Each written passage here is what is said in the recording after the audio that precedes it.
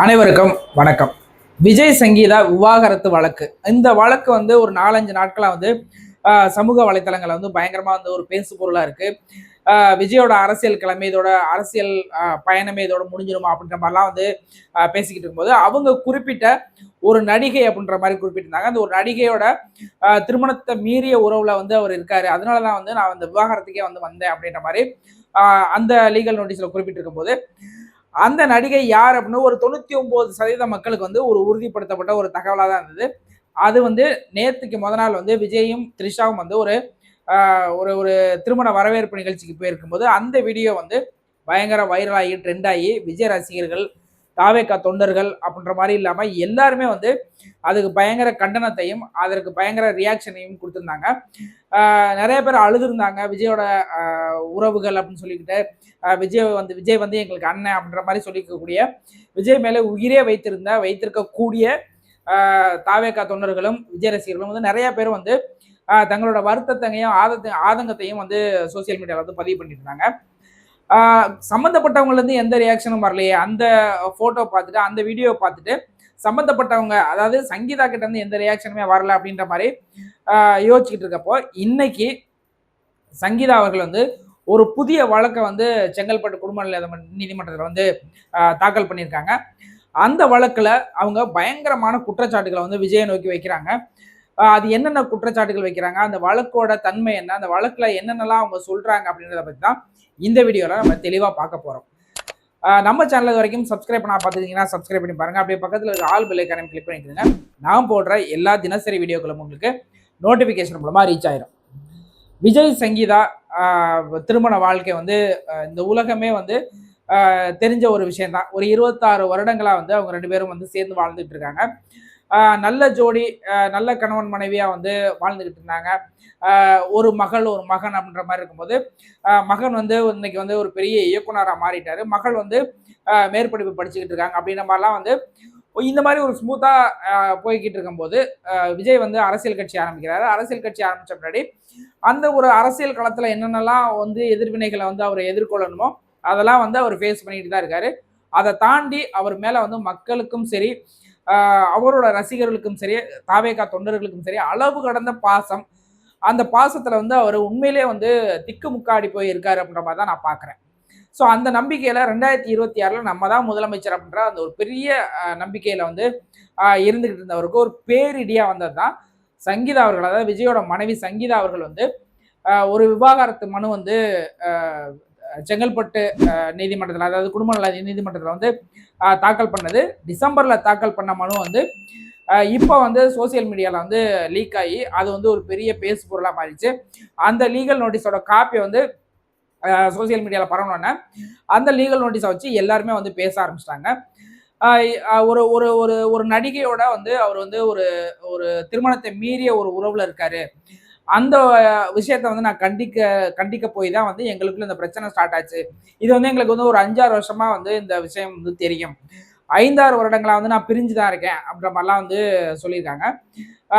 மன அளவுலையும் எங்களுக்கு வந்து ரொம்ப பிரச்சனைகளை கொடுத்துருக்காரு. நாங்க வந்து ஒருத்தவங்களோட பேசிக்கிறது கிடையாது. எவ்வளவு முயன்றும் அதுக்கான தீர்வை வந்து எட்டப்படவே இல்லை. அதனால தான் வந்து நான் அந்த நீதிமன்றத்தில் வந்து வழக்கு தொடர்ந்திருக்கேன் அப்படின்ற மாதிரி அவங்க சொல்றாங்க.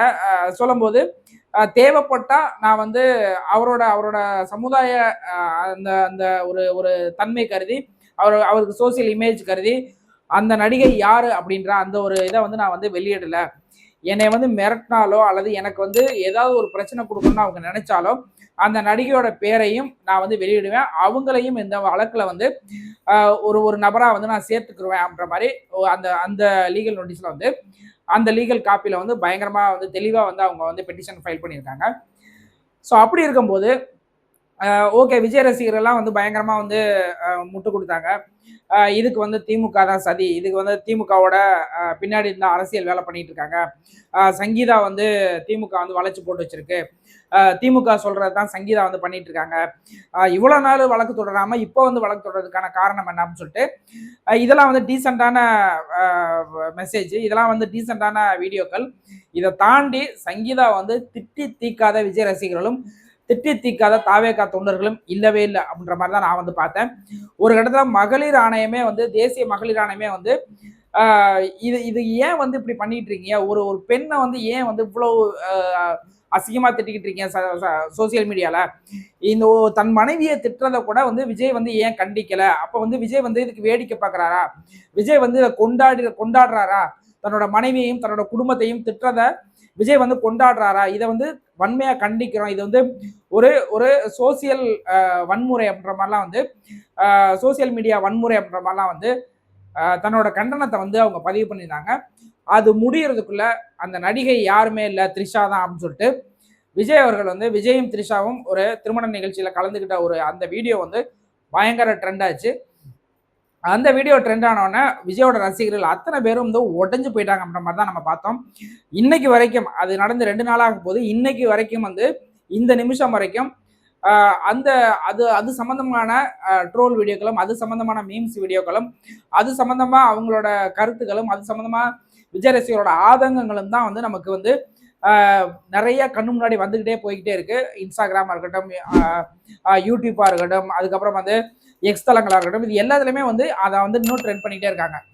அப்படி பண்ணும்போது சம்பந்தப்பட்டவங்கள்ட்ட வந்து எந்த ரியாக்ஷனும் வரலையப்பா அப்படின்ற மாதிரி நம்ம யோசிச்சுட்டு இருக்கும்போது சங்கீதா அவர்கள் வந்து இன்னைக்கு ஒரு புதிய மனுவை வந்து நீதிமன்றத்தில் வந்து தாக்கல் பண்ணியிருக்காங்க. செங்கல்பட்டு மகளிர் நீதிமன்றத்தில் வந்து தாக்கல் பண்ணியிருக்காங்க. குடும்ப நல நீதிமன்றத்தில் தாக்கல் பண்ணியிருக்காங்க. அந்த மனுவில் என்னென்னலாம் சொல்லியிருக்காங்க அப்படின்னு பார்த்தீங்க அப்படின்னா, முதல்ல வந்து விஜய் அவர்கள் வந்து என்னை மிரட்டுறாரு அப்படின்னு சொல்லியிருக்காங்க. ஏன் மிரட்டுறாரு, மிரட்டுறதுக்கான காரணம் என்ன அப்படின்னு பார்த்தீங்க அப்படின்னா, இந்த வீட்டுக்குள்ள உங்களை விட முடியாது, அதாவது நீலாங்கரை வீட்டுக்குள்ள வந்து விட முடியாது, சங்கீதா அவர்களை விட முடியாது அப்படின்ற மாதிரி மிரட்டினதா வந்து சங்கீதா சொல்லியிருக்காங்க. அதுக்கு முன்னாடியே வந்து ஏன் வந்து நான் வந்து வழக்கு தொடர்ந்தேன் அப்படின்ற மாதிரியும் சொல்லியிருக்காங்க.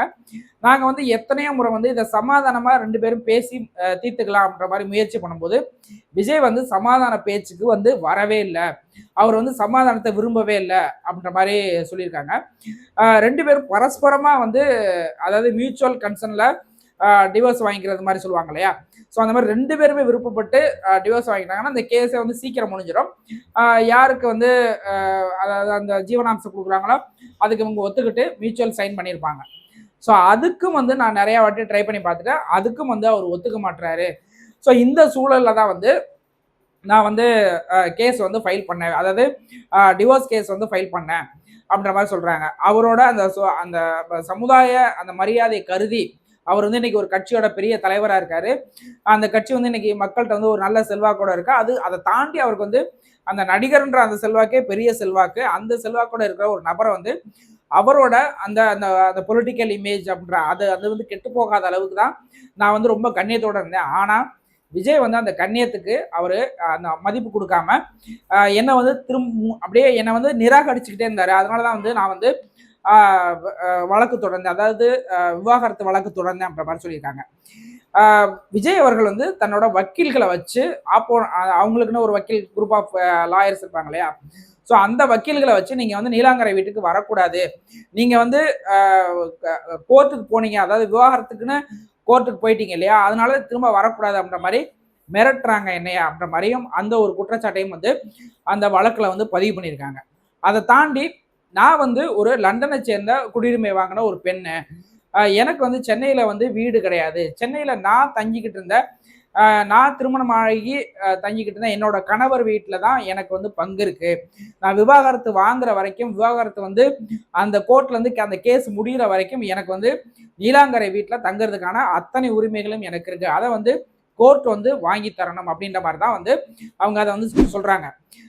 இதுக்கு முன்னாடி வந்து அந்த நிறையா சோசியல் மீடியாக்கெல்லாம் என்ன பேசியிருந்தாங்க அப்படின்னா, 2 பேருமே ஒரே வீட்டில் தான் இருக்காங்க, கீழே வந்து விஜய் இருக்காரு, கீழ் ஃப்ளோரில் விஜய் இருக்காரு, மேல் ஃப்ளோரில் வந்து சங்கீதா இருக்காங்க அப்படின்ற மாதிரிலாம் சொல்லிட்டு இருக்கும்போது அவங்க அதை மறுத்திருக்காங்க அப்படின்ற மாதிரி தான் அந்த தகவல் இருக்குது.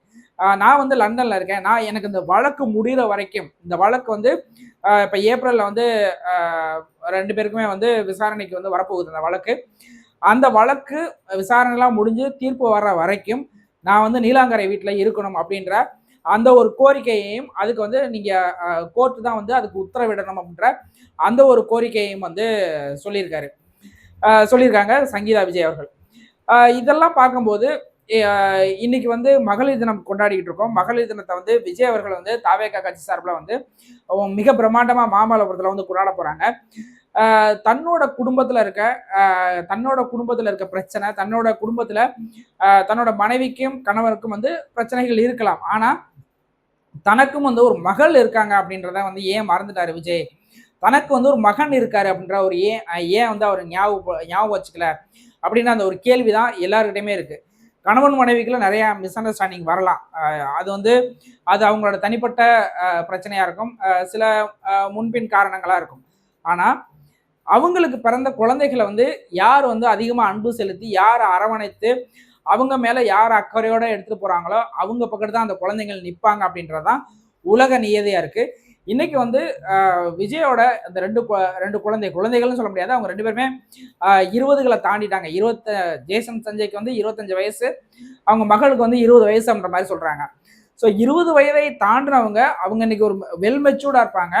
ஸோ அவங்க வந்து என்ன நினைப்பாங்க, அவங்க வந்து தன்னோட தந்தையை வந்து என்ன நினைப்பாங்க அப்படின்ற அந்த ஒரு விஷயத்தையாவது விஜய் வந்து யோசிச்சிருக்கணும் இல்லையா?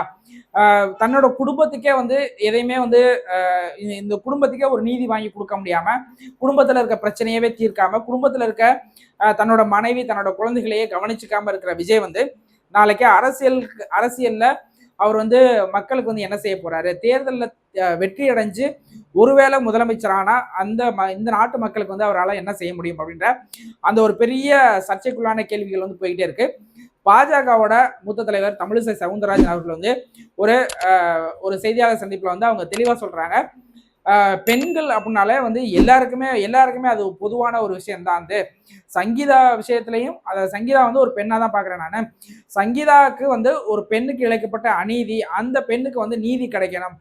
விஜய் அவர்கள் வந்து இப்படி இருக்கிறது வந்து நல்லது கிடையாது அப்படின்ற மாதிரிலாம் வந்து நிறைய கட்சி தலைவர்கள், நிறைய அரசியல் இயக்கங்களோட சேர்ந்த நிர்வாகிகள் வந்து பேச ஆரம்பிச்சிருக்காங்க. ஆனா விஜய் அவர்கள் வந்து இதை பத்தி கண்டுகிட்டாரா அப்படின்ற அது ஒரு பெரிய கேள்வி இருந்துகிட்டே இருக்கு. இதை தாண்டி சங்கீதா அவர்கள் வந்து நிறைய குற்றச்சாட்டுகளை வந்து முன் வச்சுக்கிட்டே இருக்காங்க.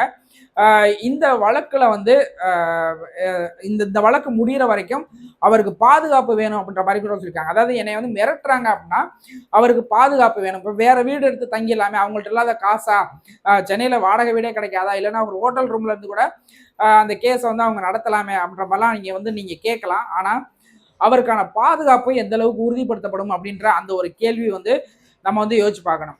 பாதுகாப்பு வந்து அரசாங்கம் கொடுக்க போகுது, பாதுகாப்பு காவல்துறை கொடுக்க போகுதுன்னா திரும்பவும் நம்ம என்ன சொல்லுவோம், திமுக வந்து சங்கீதா அவர்களை வந்து இயக்குது, திமுக வந்து சங்கீதா வந்து பாதுகாக்குது, அவங்க தான் வந்து சங்கீதா வந்து தூண்டி விட்டு இந்த மாதிரி வேலைகள்லாம் பண்ண வைக்கிறாங்க அப்படின்ற மாதிரி நம்ம சொல்லுவோம். அதனால சங்கீதா அவர்கள் வந்து விஜயோட வீட்டிலே சேஃப்டியா இருந்துக்கிட்டு அவங்க இந்த கேஸை வந்து ஃபாலோ பண்ணி இந்த கேஸ்ல வந்து அவங்களுக்கான நீதியை வாங்கிக்கணும் அப்படின்ற அந்த ஒரு விஷயத்த வந்து அவங்க முன்வைக்கிறாங்க. அதைத்தான் வந்து எனக்கு வந்து மிரட்டல் விடுறாங்க அப்படின்ற மாதிரி சொல்றாங்க.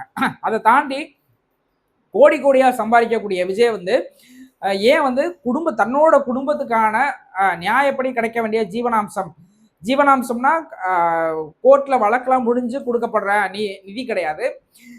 இப்பவே அவங்களுக்கான செலவுகளுக்கான பணம், அவங்களோட பல பசங்களுக்கான கல்வி சம்பந்தமான தேவைகளுக்கான பணம், இது எதையுமே வந்து விஜய் கொடுக்கறது கிடையாது அப்படின்ற மாதிரி நிறைய தகவல் வந்து உலாவிக்கிட்டு இருக்கிறத நீங்க பார்க்க முடியும். அதைத்தான் அவங்க சொல்றாங்க, கோடி கோடியா சம்பாதிக்கிறாரு, ஆனா வந்து தன்னோட குடும்பத்துக்கு அவர் செலவு பண்ண மாட்டாரு அப்படின்ற அந்த ஒரு குற்றச்சாட்டையும் அந்த வழக்குல வந்து வைக்கிறாங்க. ஸோ எது எப்படி இருந்தாலும் இந்த வழக்குல வந்து நீதிமன்றம் என்ன சொல்லுது, அவங்க 2 பேருக்கு விவாகரத்து வாங்குறாங்களா அல்லது சேர்ந்து வாழ போறாங்களா அப்படின்றதெல்லாம் அடுத்த விஷயம். ஒரு கட்சியோட தலைவர் நாளைக்கு வந்து தமிழ்நாட்டை ஆளணும்னு நினைக்கிற ஒரு ஒரு ஒரு ஒரு தலைவர், ஒரு கட்சியோட தலைவர், அதை தாண்டி இன்னைக்கு இருக்க இளம் பெண்கள் எல்லாருமே வந்து அண்ணா அப்படின்னு சொல்லக்கூடிய ஒரு மிகுந்த பாசம் வைத்திருக்கக்கூடிய ஒரு நடிகர், அவர் வந்து அவரோட வாழ்க்கையை வந்து தன்னோட ரசிகர்களுக்கும் தன்னோட நாட்டு மக்களுக்கும் வந்து எந்த அளவுக்கு முன்னுதாரணமா இருக்கணும் அப்படின்ற அந்த ஒரு எடுத்துக்காட்டுக்கு அவர் இந்த சில விஷயங்கள்லாம் வந்து பண்ண வேண்டியது இருக்கு. உடனடியாக இந்த பிரச்சனைக்கு வந்து தீர்வு காணிட்டு அவர் வெளிப்படையா வந்து இது வந்து எங்களோட குடும்ப பிரச்சனை, இதை வந்து நீங்க ரசிகர்களோ அல்லது தாவேகா தொண்டர்களோ வந்து இதுல யாருமே வந்து கருத்து சொல்ல வேண்டாம், இதை வந்து கோர்ட்ல வந்து அவங்க வழக்கு போட்டிருக்கிறதுனால கோர்ட்ல இருந்து நாங்க வந்து அதை ஃபேஸ் பண்ணி அதுக்கு என்ன தீர்வோ அதை நாங்க பாத்துக்கிறோம், எது எப்படி இருந்தாலும் என்னோட அரசியல் வேறு, என்னோட குடும்பம் வேறு அப்படின்ற மாதிரி அவர் தன் வாயால சொல்லணும் அப்படின்றது தான் எல்லாருமே எதிர்பார்த்துக்கிட்டு இருக்காங்க. அது சொல்லுவாரா சொல்ல மாட்டாரா அப்படின்றதெல்லாம் வந்து ஒரு ஒரு அதிசயமான ஒரு விஷயம்தான். ஒருவேளை சொன்னாரு அப்படின்னா இந்த விஷயத்தை கடந்து போறதுக்கு எளிதா இருக்கும். அப்படி இல்லை அப்படின்னா தேர்தல் நெருங்கிக்கிட்டு இருக்கு. தேர்தல் நெருங்குற காலகட்டத்தில் இந்த பிரச்சனையை வந்து பூதாகாரமா பேசி பேசி பேசி பேசி உங்களோட பேருக்கும் உங்களோட புகழுக்கும் உங்களோட நீங்க முன்னெடுத்து வைக்கிற அந்த முன்னெடுப்புகளுக்கும் வந்து இந்த விஷயம் வந்து ஒரு பெரிய தடைக்கல்லா இருக்கும் அப்படின்றத எந்த விதமான சந்தேகமும் கிடையாது. உங்களோட கருத்துக்கள் என்ன அப்படின்றத நீங்க கமெண்ட் செக்ஷன்ல போடுங்க. வேற ஒரு வீடியோட நம்ம மீட் பண்ணுவோம். நன்றி.